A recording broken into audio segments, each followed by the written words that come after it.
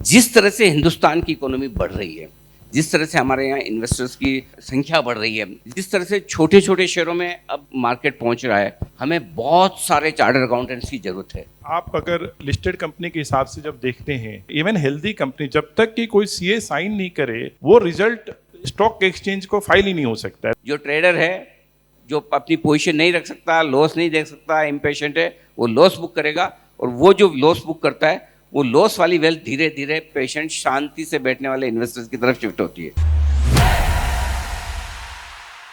हमारे जी बिजनेस के managing editor Anil Singhvi sir हैं और सचिन भरतिया जी हैं, दोनों सीए हैं। और हमारा जो ये हॉल है खचाखच भरा हुआ, ये भी सीए से भरा हुआ है। रांची हमारा सफ़र पहुंचा, ये जो आईसीआई ने ऑर्गेनाइज़ किया है इन्वेस्टमेंट की पाठशाला का, ये पूरा सफ़र जो है बहुत ही शानदार, बहुत सुहाना रहा है। सबसे पहले इस ऑडियंस को आप क्या कहेंगे? सबसे पहले मैं सीए इंस्टीट्यूट को धन्यवाद देना चाहता हूँ। मतलब मैं कई सालों से ये सोच रहा था, फाइनली आज हम रांची में हैं। ऑनेस्टली बहुत अच्छा लग रहा है, और यहाँ पर जिस तरह का लोगों का इंटरेस्ट है स्टॉक मार्केट को लेकर, इन्वेस्टमेंट्स को लेकर, और मैं देख रहा हूँ कि न सिर्फ सीजन्ड और थोड़े एक्सपीरियंस इन्वेस्टर्स हैं, बल्कि काफ़ी यंगस्टर्स हैं, काफ़ी महिलाएं भी हैं। मुझे लगता है कि मैं जब यहाँ से वापस लौटूंगा तो रांची के बारे में मेरी जो इमेज है वो और बेहतर हो जाएगी, और अच्छी इमेज के साथ लौटूंगा। बिल्कुल। सचिन जी हमारे साथ हैं। सचिन जी, आपके भी फर्स्ट थॉट्स रांची में हैं, आप बिहार से हैं, और रांची बिहार तो एकदम अगल बगल है। Really appreciate you inviting me. जैसा अनिल जी ने कहा, पहली बात तो इंस्टीट्यूट का शुक्रिया है, धन्यवाद है कि उन्होंने हमें बुलाया। इंस्टीट्यूट के कोई भी प्रोग्राम में जाना ही अपने आप में एक बहुत बड़ी बात होती है चार्टर्ड अकाउंटेंट्स के लिए।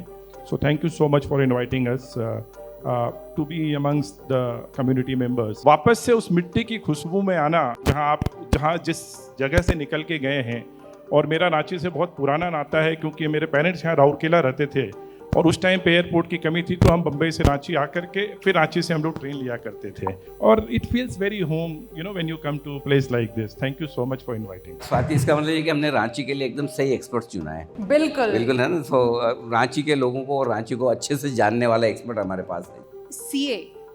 सीए के साथ एक पकड़ होना, मतलब एक सीए की क्वालिटीज क्या हो जिससे वो आगे जाके फाइनेंशियल मार्केट में अपनी एक गहन पकड़ बना सके। देखिए, चार्टर्ड अकाउंटेंसी की डिग्री में एक खास बात है, ये माना जाता है कि बिजनेस की, अकाउंट्स की, इन्वेस्टमेंट की, फाइनेंस की आपको एक सर्टेन लेवल की समझ है जो दूसरों से कहीं ज़्यादा है। और पैसे के लिए अगर किसी पर भरोसा करते हैं तो वो है चार्टर्ड अकाउंटेंट। और क्यों करते हैं उसका भी एक कारण मैं आपको बताता हूँ। चार्टर्ड अकाउंटेंट का एकमात्र प्रोफेशन ऐसा है जो तब ज़्यादा चलता है जब उनका क्लाइंट प्रोग्रेस करे। और इसलिए मैं कहता हूँ कि जो सीए इंस्टीट्यूट ने शुरू किया है कि सीए द इन्वेस्टमेंट गुरु। मैं चार्टर्ड अकाउंटेंट हूँ, सचिन जी हैं, कई सारे बाजार के बड़े बड़े दिग्गज सीए रहे हैं, रामदेव अग्रवाल जी हैं, स्वर्गीय राकेश झुंझुनवाला साहब सीए थे, मोतीलाल जी सीए हैं, निर्मल जैन साहब, राठी साहब, अनगिनत लिस्ट है। लेकिन जिस तरह से हिंदुस्तान की इकोनॉमी बढ़ रही है, जिस तरह से हमारे यहाँ इन्वेस्टर्स की संख्या बढ़ रही है, जिस तरह से छोटे छोटे शहरों में अब मार्केट पहुँच रहा है, हमें बहुत सारे चार्टर्ड अकाउंटेंट्स की ज़रूरत है जो लोगों को सही गाइड कर सके, क्योंकि आपके ऊपर लोगों का ट्रस्ट है। यहाँ जितने चार्टर्ड अकाउंटेंट्स बैठे हैं, मैं उनसे अपील करना चाहता हूँ, जो कुछ आप अपने प्रोफेशन में कर रहे हैं, जो कुछ चाहे आप जॉब्स में हो, प्रोफेशन में हो, प्रैक्टिस करते हो, लेकिन साथ साथ ये सोचिए कि ये मेरी सीएसआर एक्टिविटी है। मुझे मेरे आसपास के लोगों को मार्केट के बारे में, इन्वेस्टमेंट के बारे में जागरूक करना है, हमें इन्वेस्टर्स तक पहुँचना है, और उसमें सबसे बढ़िया काम सीए इंस्टीट्यूट और हमारे चार्टर्ड अकाउंटेंट भाई कर सकते हैं। बिल्कुल, तो पहल शुरू हो चुकी है जैसा अनिल जी ने कहा। मैं सचिन जी यही आपसे जान रही हूँ क्योंकि आपका इतना दशकों पुराना जो अनुभव है, कितने सीएज हैं जो आपके साथ जुड़े, कितना स्कोप अभी आपको और लगता है, और ये जो डिग्री है वो क्या पावर देती है आगे और ग्रो करने की? आप अगर लिस्टेड कंपनी के हिसाब से जब देखते हैं, इवन हेल्दी कंपनी, जब तक कि कोई सीए साइन नहीं करे वो रिजल्ट स्टॉक एक्सचेंज को फाइल ही नहीं हो सकता है। तो आप सोचिए कि हम लोगों का कितना क्रिटिकल रोल है इस मामले में। आप तो ऑलरेडी इतने वेल्थ क्रिएशन से डायरेक्टली जुड़े हैं, वो एक रोल हो गया प्रोफेशनल। और उसके बाद जो वेल्थ क्रिएशन होती है, जिस तरह की जो कंपनियां बड़ी होती हैं, अगर आप देखें उस तरह का जो अवेयरनेस है, सेविंग से आकर के आज इक्विटी मार्केट की तरफ जो ट्रांसफॉर्मेशन आया है लोगों का, तो सीए का रोल जो है ना वो सर्टिफिकेशन से जाके मेंटरशिप तक चला गया है। अगर आप देखें आपके जितने भी क्लाइंट हैं उनकी जब आप बैलेंस शीट देखते हैं तो उसमें 10 साल 20 साल में आपको ऑलरेडी दिखेगा इन्वेस्टमेंट काफ़ी बड़ा हो गया है। एंड कहीं ना कहीं आपका डायरेक्ट इनडायरेक्ट रोल उसमें रहा है, राइट। वो आप बात करें ना करें, बट कहीं ना कहीं आप देखेंगे कि कैपिटल मार्केट की जो एक्टिविटी बढ़ी है तो आप उसमें डायरेक्टली लिंक हैं, और मुझे लगता है कि ये और बढ़ने वाला ही है आगे जा करके। बिल्कुल। सर, जब हम चर्चा कर रहे हैं तो क्या वो चीज़ है जो is working in favour of Indian markets, और अगर हम देखें तो ये जो अमृत काल की हम जो बात कर रहे हैं उसके स्ट्रॉन्ग पिलर्स क्या हैं? श्योर, मैं थोड़ा सा 1-2 मिनट एक्स्ट्रा लूँगा बिकॉज हम 75 और 25 जब 100 साल की बात करते हैं तो 100 साल के जवाब के लिए भी कुछ मिनट चाहिए है, तो थोड़ा पेशेंस से सुनिएगा मैं क्या बता रहा हूँ। 30 बिलियन टू 30 ट्रिलियन, यही है भारत के 100 साल की कहानी, और ये सब आपकी और हमारी जुबानी है, हम इसके पार्ट हैं। जब अनिल जी ने बताया कि अगले 25 साल को, तो उसके पहले जो 75 साल गुजरे उसको आप 3 भाग में बांट दीजिए 25-25 साल के। तो 1947 में देश आजाद हुआ, आप एक 1950 का बेस पकड़ लीजिए। 1950 की हमारी जो इकोनॉमी जीडीपी की साइज थी वो करीब 30 बिलियन डॉलर थी। पहले 25 साल में आप सोचिए कि देश क्या था। Agriculture was the culture of the country. 45% हमारी जो जीडीपी थी वो एग्रीकल्चर से आती थी। 25 साल लग गए हमें 30 बिलियन से 100 बिलियन 100 बिलियन पहुंचने में। आप समझिए कि हमारा क्या ग्रोथ रहा होगा। हिंदू रेट ग्रोथ जो हम लोग बोलते हैं 2-3% का, वही था। अब आ जाइए दूसरे 25 साल। थिंक अबाउट, जब आप कोई लिस्टेड कंपनी के रिजल्ट देखते हैं, Q1, Q2, Q3, Q4 की बात करते हैं, think about this 100 years of India in Q1, Q2, Q3, Q4।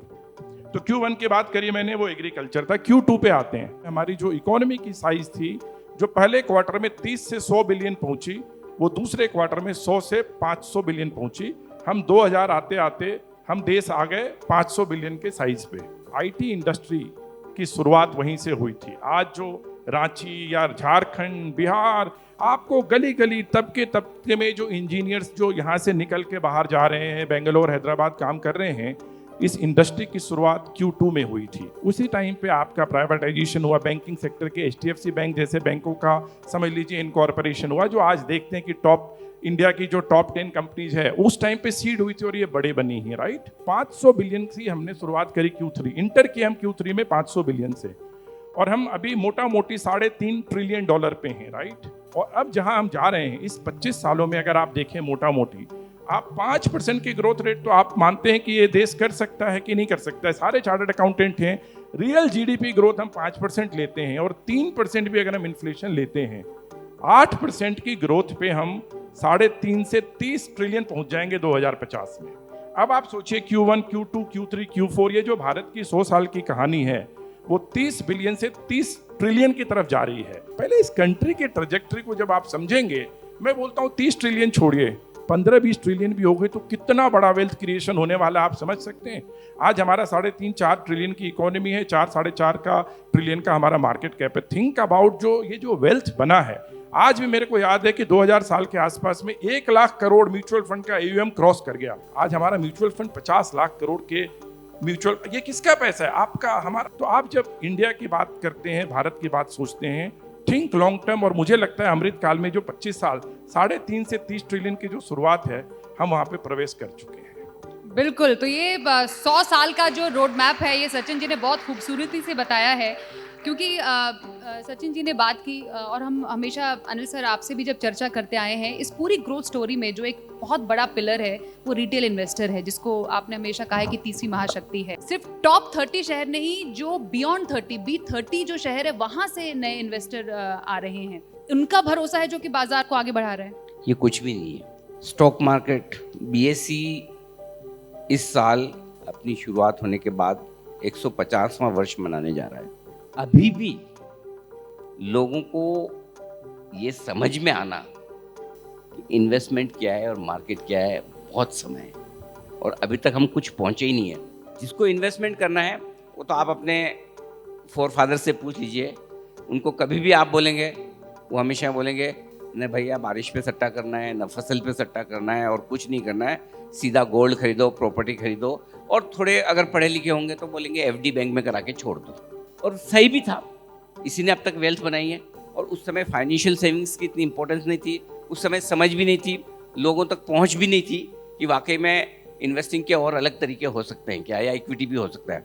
लेकिन अब हो क्या रहा है, हम कहीं न कहीं एक इक्विटी इन्वेस्टर को जो मार्केट में लाने की कोशिश कर रहे हैं, उसके बजाय इन्वेस्टर के बजाय वो ट्रेडर आ रहा है जो जल्दी से पैसा बनाना चाह रहा है। ये जो थॉट प्रोसेस बदल रही है कि मैं ट्रेडिंग करके ही कमा लूंगा।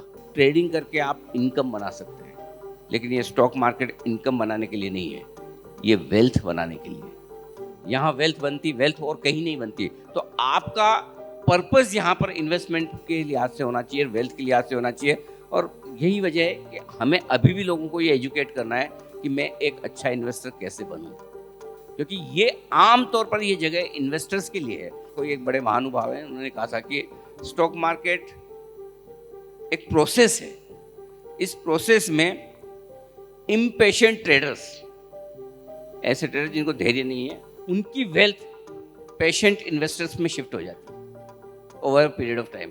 जो ट्रेडर है, जो अपनी पोजीशन नहीं रख सकता, लॉस नहीं देख सकता, इम्पेशेंट है, वो लॉस बुक करेगा। और वो जो लॉस बुक करता है, वो लॉस वाली वेल्थ धीरे धीरे पेशेंट शांति से बैठने वाले इन्वेस्टर्स की तरफ शिफ्ट होती है। तो अपने को क्या डिसाइड करना है, वो सोचने वाली बात है। तो मुझे लगता है आप एक अच्छा इन्वेस्टर बनने की कोशिश कीजिए। एक और चीज़ बताता हूँ मैं आपको, आप में से कई लोग होंगे ट्रेडिंग भी करते होंगे, इन्वेस्टमेंट भी करते होंगे। जो स्टॉक पिछले 4 साल में आपके पास पड़ा रह गया, उसमें पैसा ज़्यादा बनाया जिसमें आपने ट्रेडिंग की?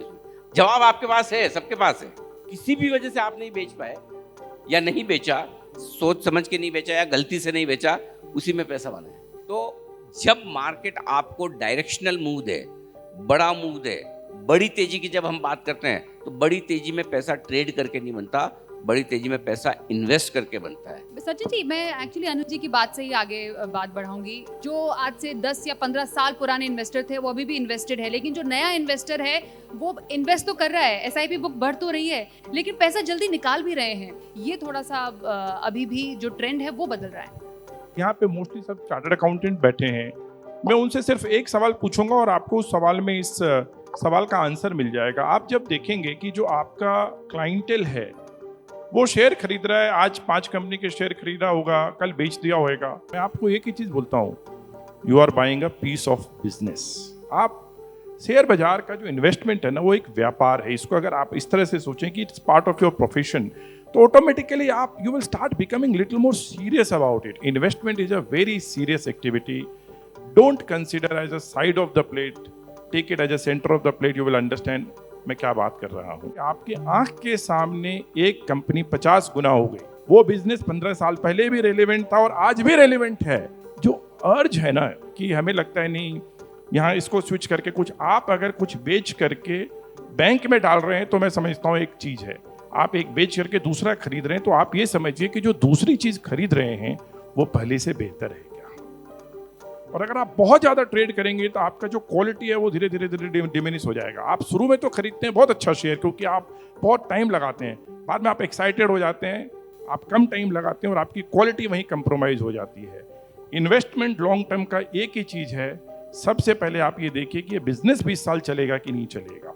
अगर बिजनेस से 20 साल नहीं चला तो वो शेयर का क्या होनी जानी है, राइट। दूसरा, उसका मैनेजमेंट ऐसा है कि उसको 20 साल चला पाएगा, राइट। आप अपनी क्लाइंटेल में देखिए कि कई लोग, उस साइज से कोई मतलब नहीं है बिजनेस का, कैरेक्टर इंपॉर्टेंट होता है बिजनेस का। बिजनेस चाहे 10 करोड़ का हो या 10,000 करोड़ का हो, ढंग से चले तो 10 करोड़ वाला भी कमाता है प्रॉफिट। और खास करके मैं यहाँ पे चार्टर्ड अकाउंटिंग के लिए एक बात, बहुत बड़ी बात करना चाह रहा हूँ। आप ईपीएस और पीई के आगे बढ़िए। आप तो बैलेंस शीट के ज्ञाता हैं, 2 मिनट नहीं लगता, आप खाली बैलेंस शीट खोल के देख लीजिए। होरोस्कोप है कोई भी कंपनी का। आप कभी भी एज ए चार्टर्ड अकाउंटेंट मैं आपको एक ही रिक्वेस्ट करूंगा, पीएनएल बाद में देखिए, ईपीएस बाद में देखिए, पहले उसकी कैरेक्टर सर्टिफिकेट देखिए which is the balance sheet of that company. Automatically you will understand कि शेयर रखना है या नहीं रखना है। लॉन्ग टर्म इन्वेस्टिंग का एक ही मूल है, फंडामेंटल्स को समझिए, और अगर आप कन्विंस है फंडामेंटल्स के लिए तो उसको रखिए। शेयर खरीदना बहुत मुश्किल नहीं है, रखना मुश्किल है। शेयर तो आप जितना खरीद लो, चाहिए तो लिखना है, रख लीजिए खरीद के। Can you hold them? Holding सीखना ही वेल्थ क्रिएशन का मूल मंत्र है।